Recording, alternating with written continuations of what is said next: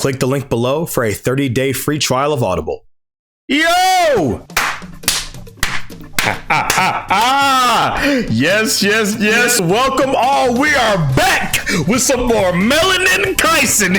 Oh man, bro. Before we even talk about this upcoming chapter, or this current chapter that just released, the switch up from the people that have been dissing and saying that Sukuna fights were repetitive this entire time, and that why is Miguel even here? Gege is trash for even bringing up this character. Bro, people are absolutely loving this chapter. They're like, y'all know me. I've been defending this fight for the past I don't even know, months, a couple months at this point.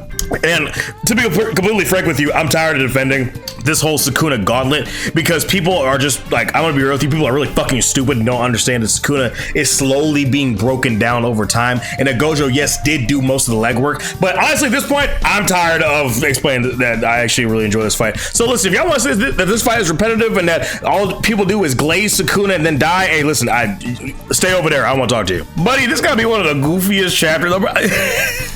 This probably is goofier than tankōbon versus Kenjaku, I'm gonna be honest with you. Number one, the fact that Buddy with the heart nipples, Laure, I didn't even know his name until I just looked it up again. But the fact that Buddy with the heart nipples is back as well, honestly was a bigger shock to me than seeing Miguel. I literally had no idea that we were ever gonna see this dude ever again. Cause I actually really like the character design. He looks like a JoJo's character. So we come to this chapter where Miguel is entering the fight with Sukuna, and we actually have a couple flashbacks. Now granted, this chapter is pretty text heavy, but dude, Miguel is so goddamn funny. So we go to a flashback where Yuta is asking Miguel, would you be able to join us for the fight against Sukuna? And Miguel looks at him and he said, hell no. Hell no. Look, bro, this would be one of the most realistic depictions of a black person I have seen in Japanese media. This shit is hilarious. We all know that Japan is pretty homogenized, right? Obviously, we do have different cultures, different people in there, but generally speaking, there isn't a whole lot of people like us in Japan. When I say us, I mean black folks. So Yuta and Laure are trying to convince Miguel to join their cause and hey, at least help deliver the final blow to Sukuna and all these different things. And Miguel is like, bro, what makes y'all think that cheerful black folks just will survive anything? It's pretty funny. People are like, oh, he's playing the race card, but it's tasteful, right?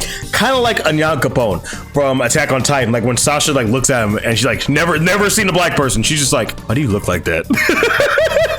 I love it. And Miguel actually kind of semi-calls Gojo out here. He's like, listen, if y'all need my help this bad and you think Gojo's gonna lose, why doesn't Gojo come down here and talk to me himself? He basically called Gojo pussy here. And I mean, it's actually kind of incorrect with this. I mean, I don't really know why Gojo would not have come down to talk to Miguel himself, considering we did this. He does this later on, this initial conversation. I don't know, maybe Gojo was like, hey, he probably want to hear from you, kid, instead of me. Maybe, I have no idea. So Miguel comes and says he has a condition that is required for him to fight against Sukuna. He says that he will fight Sukuna after Gojo and Yuta lose, and when Sukuna can't use his domain expansion anymore. And honestly, I mean, that's probably the most logical thing someone has done in this manga in the past 40 chapters or so. Bro, realistically speaking, why would I want to fight somebody who, if they're gonna fight and take out the strongest sorcerer alive, and number two, his student, bro, I'm not gonna place myself in any more danger than I have to. Why the fuck would I go first? It's cool, would you rather fight Mike Tyson when he's fresh out the gym, got 3 Gatorades in him and just snorted a line? Or would you rather fight Mike Tyson after he just finished beating the fuck out of a gorilla? You know what I mean? What? So we come back to the present and we have Laure using their curse technique to grab hold of Sukuna and slam him to a wall. And honestly, I mean, Laure does nothing interesting in this chapter. I just don't care. I mean, the design of the hand is cool. Obviously, we all love when Gege draws hands and all that good stuff is super detailed. But I mean, it's not really anything impressive by any means. But then we have, buddy, Agenda Kaisen about to go crazy. We have Sukuna sending slashes Miguel's way, and Miguel starts fucking breakdancing on him like this shit was Step Up. Bro, this nigga Miguel starts hitting Sukuna with the "You Got Served" special. Bro, he literally starts bob ducking and weaving all these slashes that are coming towards him. And Sukuna's not even mad, he's just smiling. He's like, oh shit, that's kind of cool. Sukuna even thinks that Lauray's curse technique is boring, which I mean, let's be honest, it really fucking is. I mean, who cares? But Miguel's curse technique is actually pretty cool. His curse technique is called Hakuna Lana. Now, this curse technique allows Miguel's body to catch a rhythm to dodge and enhance his physical abilities. So, kind of like Tengen from Demon Slayer, where he started like hearing the rhythm of an opponent's slashes so he can kind of follow the music. I actually like this, and then we get this really cool panel of Miguel hitting that you know what I mean? He started break dance on Sukuna. He started hitting that moonwalk real quick. Yo, this animated is gonna I can't wait. Listen, season 4 of Jujutsu Kaisen is gonna be like maybe top 10 anime adaptations if they do it properly. Bro, this will be so funny. And I actually really love the levity that we are getting in this chapter, because I'm gonna be completely honest with you. For the past 30 to 50, 60 chapters, it's been bleak, like real bleak throughout this entire thing. Like, I would even argue probably darker than Shibuya, maybe. But we actually have some funnier moments, some lighthearted moments in here. Obviously, we have the Tankōbon versus Kenjaku fight, and we have this here where like it's goofy, but I love it. And here's the thing: is a lot of people are like, oh well, Miguel's just a stereotype, he's a caricature because he's dancing and he has a whip. Number one, I don't think that the whip has anything to do with his race necessarily. I mean, like if he was getting attacked with the whip, yeah, we have some fucking issues. But like that it's just a weapon. I don't really think that it had anything. And also, he said that whip was braided by his own people, and in all these techniques were imbued with it from his own people. So I don't think there's a racial aspect to it in that way. But also, when it comes to like, oh, he's dancing, he's shucking and jiving, bullshit, whatever. People gotta understand that dance is a part of Black culture, and especially when it comes to Black culture, we are always seen as cool, we're always seen as hip, and it's interesting because when you look at how historically Black people have been treated, not just in America, but just in just the world at large. You even look at different Hispanic cultures and how they feel about us, or even in like Korea, where like people still discuss the fact that blackface is possibly still. It's interesting because you see like in all these like music videos, especially from like Korean and Japanese artists, where they're dressing with primarily hip hop influenced fashion, or even like there's that one like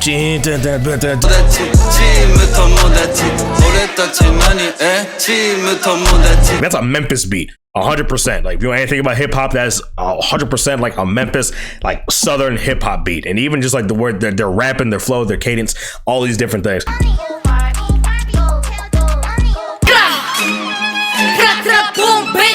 When I see something like this is tasteful, right? Think about like DJ from Street Fighter, you know what I mean? Like this is not offensive, right? Like, I would even say that like Killer B was kind of like borderline, kind of borderline of a caricature, but like this, no, I'm really feeling this. Rant over, now gotta get back to the story.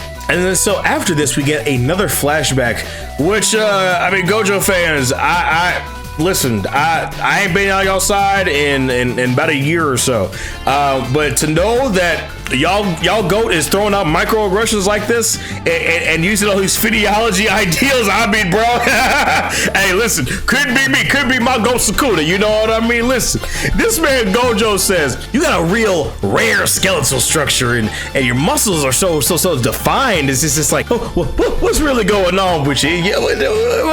What's really going on with you? And Miguel is like, bro, it's not because I'm black, it's because I'm me. And Gojo's like, shit, my bad.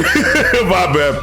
A lot of young people don't really understand like that like connotation of like that joke there, but obviously like in the past there's and even like in casual conversation you'll talk to some people and they'll be like joking, saying, oh well this dude's an athlete, oh well you're a black kid, you're gonna be way better than this one white kid just because you're black, not because you actually trained or anything like that, you know what I mean? And obviously you had those theories back in the day where people thought that black people were just like the negroid was totally different from your average quote unquote human male or human being. So yeah, this is pretty funny. Obviously Gege is poking fun at this idea. Miguel is actually calling him out, saying, bro, are you fucking stupid? But yeah, and then, hey, listen, y'all know what we get back to. We get back to my favorite thing. Y'all know what I'm saying. But hey, beam clashes, they techniques, they You know when Miguel comes in? He comes in, he hits Sukuna with a, hey, bitch ass nigga. Yeah! You saw what I'm saying? Right in that gut. Ooh! Yeah, you know what I mean? And then my brother Choso coming back in. Also, I got into an argument with somebody on Twitter because they were like, oh my god, Choso's back. But I'm like, bro, we knew Choso was back 2 weeks ago, or 2-3 chapters ago. What the fuck are you talking about? But anyway, Choso comes in, does a little thing, does a little light supernova, you know what I mean? And then we have Yuji Itadori coming in and hitting Sukuna with a grand slam. You saw what I'm saying? Just like the 2 fists on that nigga. Now, it's actually pretty interesting here because Sukuna, he gets into the position, he cheats up for a second. You saw what I'm saying? He getting that squat real quick because Yuji is a tank. Like Yuji, I don't know how heavy Yuji is, but like Yuji must have hit him hard as all fuck because Sukuna's like, oh shit, like just for a second he had to like kind of adjust the position. You did what I'm saying? Like buddy's like ankles came off the ground and everything. Like god damn, no, he about to power clean this nigga, bro. And so we get an explanation onto how Sukuna was able to sneak Gojo with the World Slash. And the narrator explains that to activate World Slash, Sukuna has to use hand sign named Enmaten, which is also used for Malevolent Shrine. But since Sukuna was left with just one arm after Gojo's final Hollow Purple, he used a binding vow to send a World Slash on Gojo without a hand sign. Now people think that he gave up maybe possibly a portion of his power. People think that he gave up 10 shadows, which I think is the most likely because we haven't seen it yet, nor do I think we will see it. But yeah, so people, a lot of like this answered a lot of questions for some people, and people for some reason are also still really butthurt at this. They're like, oh my god, like he used a binding vow. Binding vows nasty, bro. Binding vows have been a thing in Jujutsu Kaisen for I don't even know how long at this point. Wasn't it like in the near detention center? Like it was like around like when Sukuna and Yuji were like about to die or something like that, and they were in Sukuna's innate domain, and Sukuna's like, all right, bro, I'll make a binding vow with you real quick. Like if I break it, I'm getting punished like real hard. And I think they literally just talked about it, how like Miwa's thing with her, with her sword is that she's like, I'm gonna put my everything into this sword, or else I'll never swing a katana again, and like that shit broke, and so she can't swing like katana again. And like people for some reason have this agenda that like Gojo like never used outside influence to help him with anything, as opposed to Sukuna like using outside influence with the binding vow. But people gotta understand that Sukuna literally tanked a 200% hollow purple that Gojo had thrown at him while he was buffed by Urahime and Ichiji, as well as Gakuganji playing his whatever. So what are we talking about? Like this is that agenda shit that I'm talking about. This is stupid. For some reason Gojo gets all these passes, but then people just like don't, they apply the same thing because of Sukuna. Maybe because he's the antagonist, I have no idea. But so now we get the understanding that because after transforming into his Heian era form, Sukuna has to use both hand signs and Maten and incantations, so basically the chance to activate the World Slash. So like for example, when he tried to throw a World Slash at Maki and like all the rubble was falling, he tried to hide it. That's basically a condition of it. And Sukuna needs to set the direction for the slash with his hands. It basically just needs to aim it. You know, like that meme of like Eminem where he's like at the he's like aiming at the camera with like the open palm, whatever like that, and it's all Sukuna at it. Basically, he has to do that. And then we can see that Sukuna's left arm is sliced off once again, and Maki Zenin is back in the fight. Now, I'm gonna be honest with you. If you thought that Maki was down after that Black Flash, you're a fucking moron. I genuinely don't know what people are thinking when they read this manga, man. I rag on people for wanting the story to be predictable, but obviously there are gonna be some beats and things that you recognize that are just not gonna be a thing. Bro, if that was Maki's death there, that would be so unceremonious and just horrible writing as far as Gege goes. So if she was incapacitated, sure, like if she was injured, whatever. But homegirl's back, she's smiling, she's ready to get back into the fight. Cool, I'd love to see it. And so then Yuji decides to, I don't know, he has a little bit of hope enter his body for some reason, which I don't know what he's thinking at this point. I mean, bro, you've been in this show long enough, you gotta know that shit's about to be not sweet. Like shit's about to go left real quick. And then Sukuna hits the second Black Flash that he has had in this fight on Lowry, whatever Heart Nipple's name is, I don't care. Now listen, is this dude probably out of the fight or dead? I don't know, maybe. I don't think he's gonna get up. But what we do need to be concerned about, what I said last time, is that Sukuna is now most likely going to generate more of his cursed energy. He's probably going to get his techniques back, and he's probably going to be maybe at 120% of his potential. I don't necessarily know, but yeah, bro, it's not looking good, bro. It's not looking good. I don't know why they even brought this dude there. I'm going to be honest with you. Like, what? Well, actually, I lied. Miguel said he wanted him there because he'll feel more confident because his friends are there. But I just, like, what, bro? You ain't got no barrier techniques, no domain, no nothing. You just got like just the open palm. You got the fucking master hand for Smash Bros. I ain't gonna get the job done, bro. I'm sorry.